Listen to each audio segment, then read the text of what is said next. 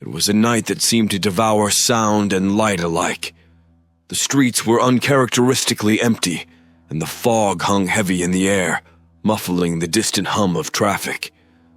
I wasn't supposed to be there, wandering through the maze of alleys behind my neighborhood. But something had drawn me, a whisper of curiosity I couldn't explain. I found myself standing before a decrepit building with a crooked wooden sign. Curiosities await. The shop's windows were smeared with grime, and through them I could barely make out the shapes of cluttered shelves and strange objects. I hesitated, then stepped inside. The bell above the door jangled weakly, its sound swallowed by the thick, oppressive air. The room smelled of old leather and damp wood, a scent so strong it seemed to coat my tongue. Dim, flickering light bulbs cast distorted shadows on the walls, making the space feel alive in a way I couldn't explain. The shopkeeper emerged from the back room, a hunched man with deep-set, watery eyes and hands gnarled like the roots of an ancient tree. He said nothing at first, only studied me as though trying to measure something unseen. I averted my gaze, letting it wander over the strange assortment of items. Rusted clocks, cracked porcelain dolls, and bottles filled with murky liquids. And then I saw it. The mirror stood in the far corner, half covered by a moth-eaten velvet cloth. It was tall, almost as high as the ceiling, its frame made of dark, intricately carved wood. Twisting serpentine figures ran along its edges, their eyes catching the dim light with an eerie glint. The surface of the mirror wasn't polished, but seemed to absorb the light, giving it a dull, almost liquid quality.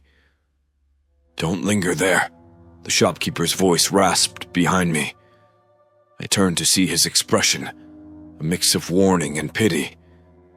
"That mirror isn't for the faint-hearted." His words only fueled my curiosity. "What's wrong with it?" "It doesn't show you what's here," he said cryptically, his gaze fixed on the mirror. "It shows you other things. Sometimes things you'd rather not see." I laughed nervously, brushing off his warning. "I'll take it." The shopkeeper didn't argue. He wrapped the mirror in a thick cloth, his hands trembling slightly, and helped me carry it to my car. As I drove home, I could feel its presence, even beneath the layers of fabric. It was as though the air around it was colder, heavier. That night, I placed the mirror in my hallway, leaning it against the wall opposite my bedroom door. I stood before it for a moment, studying its surface. It seemed darker now, its reflection muted and indistinct. The carvings along its frame twisted in the shadows, giving the illusion of movement. I didn't realize I had been holding my breath until I let out a shaky exhale and turned off the hallway light. As I lay in bed, sleep came fitfully. I woke in the early hours, my throat dry and heart racing. At first, I didn't know what had roused me, until I heard it. A faint, almost imperceptible whisper coming from the hallway. I lay frozen in bed, straining to hear through the thick silence of the apartment. The whisper came again, soft and insistent, like the rustle of leaves caught in a restless wind. It seemed to come from the direction of the mirror. Cautiously, I swung my legs over the side of the bed, my heart pounding so loudly it drowned out the sound of my own breathing. The hallway was pitch black, but the whispering continued, faint words slipping through the darkness. I couldn't make out what they were saying, but they sounded urgent, pleading. Fumbling for the light switch, I flooded the hallway with a dim, flickering glow. The mirror stood where I had left it, its dark surface reflecting the pale yellow light and the vague outlines of the hallway behind me. I approached slowly, my bare feet cold against the wooden floor. "Hello?" My voice sounded small and absurd in the stillness. The whispering stopped. I stared at the glass, half expecting to see my reflection staring back at me, but the surface remained murky and indistinct. I shook my head, scolding myself for letting my imagination get the better of me. With a shiver, I turned and headed back to bed. The next morning, I draped an old sheet over the mirror. It wasn't out of fear, I told myself, but practicality. I wasn't sure I liked the way it seemed to suck in the light, casting the hallway into perpetual gloom.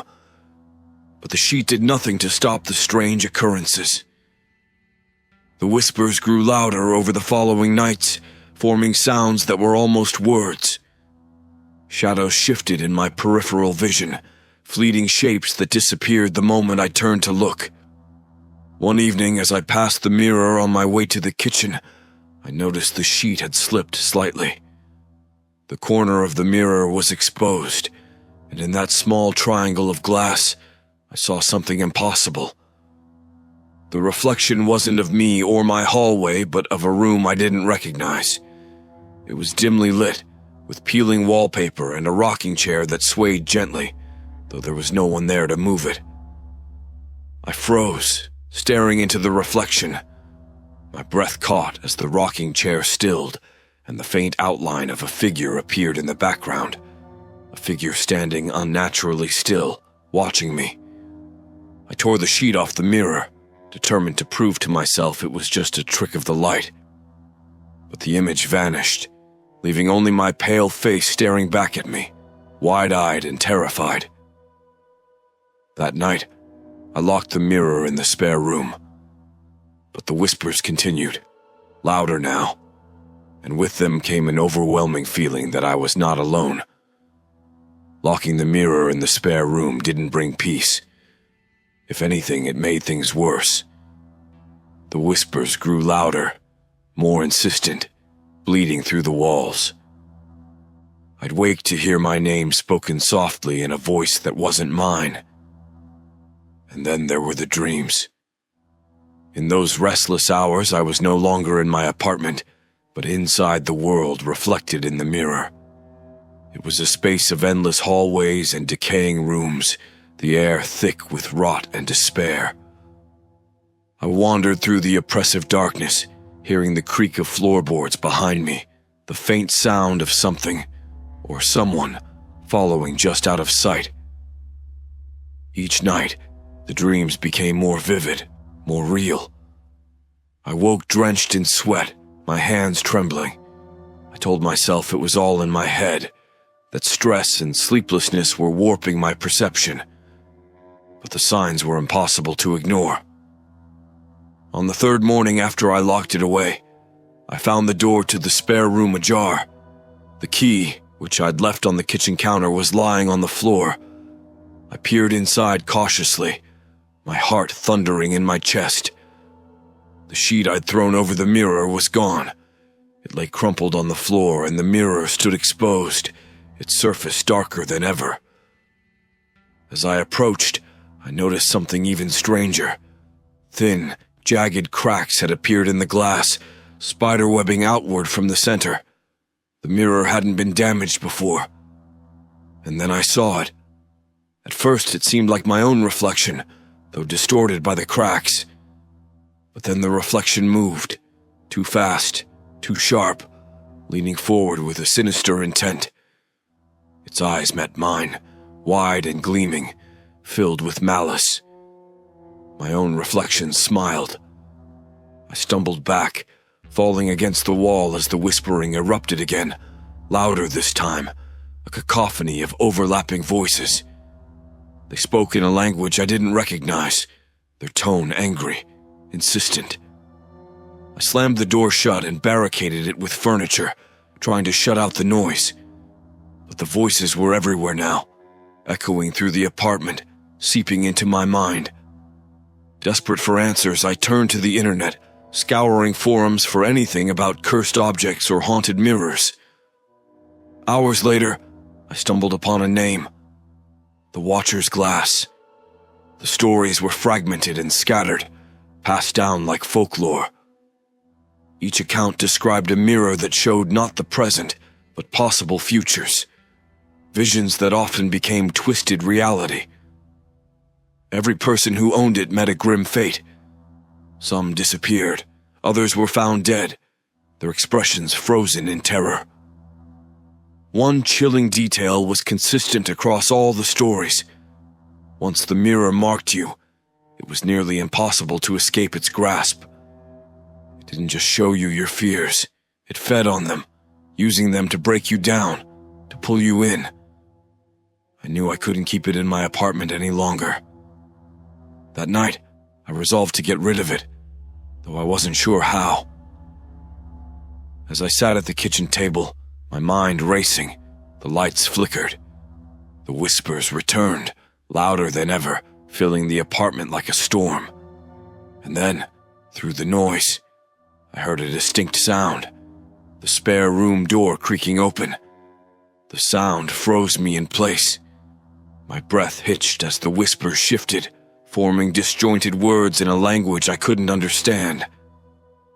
My chair scraped against the floor as I stood, the faint noise drowned out by the oppressive voices swirling around me. I grabbed a flashlight and a heavy wrench from the kitchen drawer, my fingers trembling.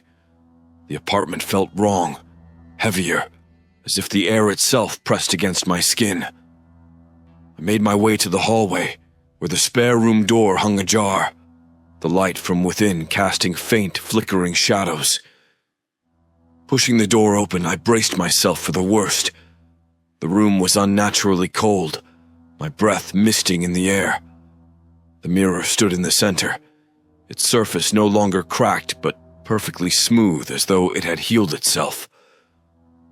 Shadows moved within it, independent of the room's lighting, shifting and writhing like something alive. I forced myself to step closer, the flashlight beam trembling as I trained it on the glass.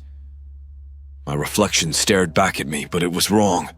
Its movements lagged behind mine, its eyes filled with something alien and cruel. And then the surface began to ripple, distorting like water. The reflection leaned forward, closer than it should have been able to, and spoke in my own voice. "You can't run," it whispered, the words dripping with malice. "This is where you belong." The image shifted, and the room in the mirror was no longer my spare room. It was that decaying, nightmarish place from my dreams, the walls covered in peeling wallpaper and faint stains. The rocking chair was there again, swaying gently. I stepped back, gripping the wrench so tightly my knuckles ached. "You're not real," I said aloud, though my voice wavered. "You're just a trick." The reflection smiled, a twisted, mocking grin. "You'll see," it said, before the surface rippled again, revealing something new. It was me, lying on the floor of my apartment, my eyes wide and unblinking. Blood pooled beneath my head, spreading out like a dark halo. The image shifted slightly and I saw something else. The mirror, standing undamaged, its surface still and silent. I stumbled back, my head spinning. The whispers swelled into a deafening roar, and I could feel the room closing in around me. In a blind panic, I swung the wrench at the mirror. It struck with a force that sent a shock up my arm, but the glass didn't break. Instead, it rippled again, and my reflection stared back at me, laughing. Desperation consumed me. I grabbed the mirror, intending to drag it out of the apartment, to throw it into the street, into a fire, anything to rid myself of its presence. But the moment my hands touched the frame, an icy chill shot through me, paralyzing me in place. The last thing I saw before the darkness consumed me was my own reflection, smiling wickedly as it whispered, "Welcome home." I woke to darkness, my body stiff and my head pounding. The air was suffocatingly cold, and the familiar hum of my apartment was gone. For a moment I thought I was dreaming, but the biting chill of the ground beneath me told me otherwise. I pushed myself up, the dim light revealing my surroundings, or what remained of them. I was no longer in my apartment. The walls were warped, their surfaces mottled with damp, peeling wallpaper that hung in grotesque tatters. The floor creaked beneath me, its wooden planks riddled with cracks and dark stains that I dared not investigate. And there, in the center of the room, stood the mirror. Its surface shimmered, alive with movement. Shadows swirled within it, formless and shifting, like ink in water. I felt its pull, an invisible force dragging at my chest, compelling me to step closer. My reflection stood waiting, but it was no longer mine. Its face was twisted, pale as bone, its eyes sunk in hollows filled with a terrible light. It smiled at me, the grin stretching unnaturally wide as if mocking my fear. "Why fight it?" the reflection said, its voice layered as though a dozen others spoke in unison. "You're already here." I backed away, but the door I had come through was gone, replaced by a wall of warped, splintering wood. Panic clawed at me, but I forced myself to focus. I had to fight back, to end this nightmare. I reached for the wrench, still clenched in my trembling hand. My grip tightened as I lunged at the mirror, swinging with every ounce of strength I had left. The glass didn't break. Instead, it absorbed the impact, sending shockwaves of freezing pain through my arm. The reflection laughed, its distorted voice echoing through the room. "You cannot destroy me!" it sneered. "I am you!" The shadows in the mirror surged forward, spilling out of the glass like ink-black smoke. They wrapped around me, suffocating and cold, their whispers filling my ears. My mind reeled as images flooded my vision, my fears, my regrets, every moment I had tried to bury deep within myself. But then I remembered the mystic's words. It feeds on fear. Don't let it win. Summoning every ounce of willpower, I focused on one thought. Defiance. "You are nothing," I spat, my voice shaking but steady. "You don't own me." The shadows recoiled, writhing in agony, and for the first time the mirror's surface cracked. A high-pitched wail filled the room, a sound so piercing it felt like it would split my skull. I swung again, this time with all the rage and terror I had suppressed for days. The cracks in the glass deepened, spiderwebbing outward, until the surface shattered with an ear-splitting crash. The shadows dissolved into nothingness, the room collapsing around me into darkness. And then, silence.